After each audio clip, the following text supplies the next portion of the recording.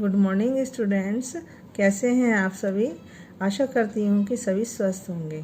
आज हम हिंदी रीडर का लेसन 6 पढ़ेंगे, मित्रता। आपने चित्र में आप देख ही रहे हैं, सुदामा और श्री कृष्ण की मित्रता के बारे में ये लेसन है। तो ये लेसन हम पढ़ रहे हैं। हमारे देश में ज्ञान विज्ञान की ज्योति मीन्स लौ हमेशा जलती रही है। हमारे पौराणिक ग्रंथों, पौराणिक मतलब पुराणों से संबंधित ग्रंथों में बहुत सी ऐसी कथाएं हैं जो हमें प्रेरित करती हैं। ये कथाएं अलग अलग युगों की हैं। ग्रंथों के अनुसार सतयुग, त्रेता युग, द्वापर युग और कलयुग क्रम से आते हैं। रावण युद्ध त्रेता युग में हुआ था। महाभारत का युद्ध द्वापर युग में हुआ था। मतलब त्रेता युग पहले आया था और द्वापर युग बाद में। इसी युग में श्री कृष्ण का जन्म हुआ था। उनके पिता का नाम वासुदेव और माता का नाम देवकी था, इसलिए इन्हें देवकी नंदन भी कहते हैं। उस समय में आज की तरह विद्यालय नहीं थे। जंगलों में, वनों में आश्रम होते थे। गुरु वहीं रहते थे। प्रकृति के सुरम्य में सुंदर वातावरण में वे अपने शिष्यों को ज्ञान प्रदान किया करते थे। मतलब आश्रम में रहते थे और वहीं कुटी बनाई होती थी, वहीं वो ज्ञान देते थे। सभी शिष्य वहीं रहकर गुरु की सेवा करते थे और ज्ञान प्राप्त करते थे। गुरु संदीपन अपने आश्रम में शिक्षा दीक्षा दिया करते थे। इन्हीं के पास श्री कृष्ण और सुदामा भी शिक्षा प्राप्त करते थे। श्री कृष्ण तो संपन्न थे, परंतु सुदामा गरीब ब्राह्मण थे। मतलब श्री कृष्ण संपन्न थे, उनके पास धन दौलत था, लेकिन सुदामा गरीब ब्राह्मण थे। गुरु किसी के साथ भेदभाव नहीं करते थे, वे सबको समान समझते थे। इसलिए श्री कृष्ण और सुदामा आश्रम में साथ साथ पढ़ते थे। एक दिन गुरु संदीपन ने कहा कि ईंधन के लिए लकड़ियां लानी हैं। इतना सुनते ही श्री कृष्ण और सुदामा लकड़ियां लाने के लिए तैयार हो गए। जंगल में जाने से पूर्व ही गुरु माता ने, जो गुरु की पत्नी थी, गुरु माता ने सुदामा को चने दिए और कहा कि जब भूख लगे तब तुम लोग इसे खा लेना। श्री कृष्ण और सुदामा दोनों बातें करते करते जंगल में पहुंच गए। अभी कुछ ही समय बीता था कि पूरा आसमान बादलों से ढक गया, मतलब बादल छा गए। ठंडी हवा के साथ हल्की हल्की फुहारें भी पड़ने लगी।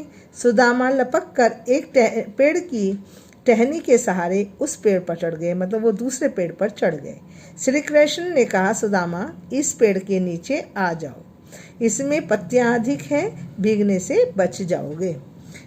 नहीं, अब श्री कृष्ण कहते हैं, नहीं कृष्ण, सुदामा कहते हैं श्री कृष्ण से, नहीं कृष्ण, मैं परेशान नहीं होना चाहता, तुम वहीं रहो, मैं ठीक हूँ। सुदामा ने कहा। तभी कृष्ण को आवाज़ सुनाई पड़ी। वे बोले, तुम कुछ खा रहे हो क्या मित्र? मुझे भी दे दो। नहीं, सुदामा बोले, नहीं, मेरे तो ठंड के मारे दांत किटकिटा रहे हैं और तुम मुझ पर आरोप लगा रहे हो। श्री कृष्ण सब कुछ समझते हुए भी चुप रह गए। समय पैरों में पंख बांध कर उड़ता रहा, मतलब बीत गया। पैरों में पंख बांध कर उड़ता रहा, मतलब समय बीतता गया। श्री कृष्ण द्वारिका के राजा हो गए, परंतु सुदामा को गरीबी ने घेर लिया। एक दिन सुदामा की पत्नी सुशीला ने उनसे कहा, भगवान श्री कृष्ण तीनों लोकों के स्वामी हैं, आप उनके पास जाएं, वे आपकी मदद अवश्य करेंगे। सुदामा ने कहा, भगवान कृष्ण बहुत संपन्न हैं, वे राजा हैं, मैं खाली हाथ उनके पास कैसे जाऊं? सुशीला ने उन्हें एक पोटली में चावल दिए और कहा कि आपके मित्र इसी से संतुष्ट हो जाएंगे। जब सुदामा द्वारिका पहुंचे तो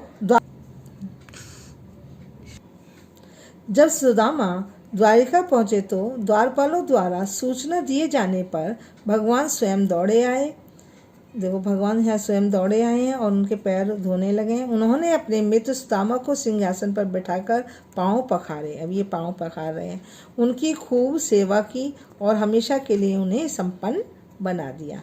सुदामा अपनी पोटली छिपा रहे थे, परंतु श्री कृष्ण ने छीनकर उनमें रखे चावल खा लिए। मित्रता की ऐसी अद्भुत मिसाल हर किसी को प्रेरित करती है। ये आपको मैं अब चित्रों के अनुसार समझाती हूँ। ये दोनों आश्रम में पढ़ने के लिए गए हैं और ये जब बारिश होने लगी है, दोनों एक दूसरे पेड़ पर चढ़ गए, वो सुदामा दूसरे पेड़ पर चढ़ गए हैं। अब माता ने चने दिए हैं। जब उनकी पत्नी उन्हें भेज रही हैं तो बता रही हैं कि मतलब तुम अपने मित्र के पास जाओ और वो तुम्हें संपन्न करेंगे। इधर मित्र के पास जाते हैं, मित्र उन्हें सिंहासन पर बैठा करके और उनके पैर चरण धोते हैं और उन्हें जो मुट्ठी चावल वो लाए थे वो उनसे लेकर के जैसे जैसे मुट्ठी चावल खाते हैं तो वैसे वैसे वो उनके पास धन दौलत हो जाता है। इस कहानी से हमें शिक्षा मिलती है कि विपत्ति या दुख के समय सभी की मदद जरूर करनी चाहिए। ये हमारा लेसन कंप्लीट हुआ। इसे आप पढ़ के देखेंगे, इसके वर्ड मीनिंग है वो मैं आपको समझा रही हूँ।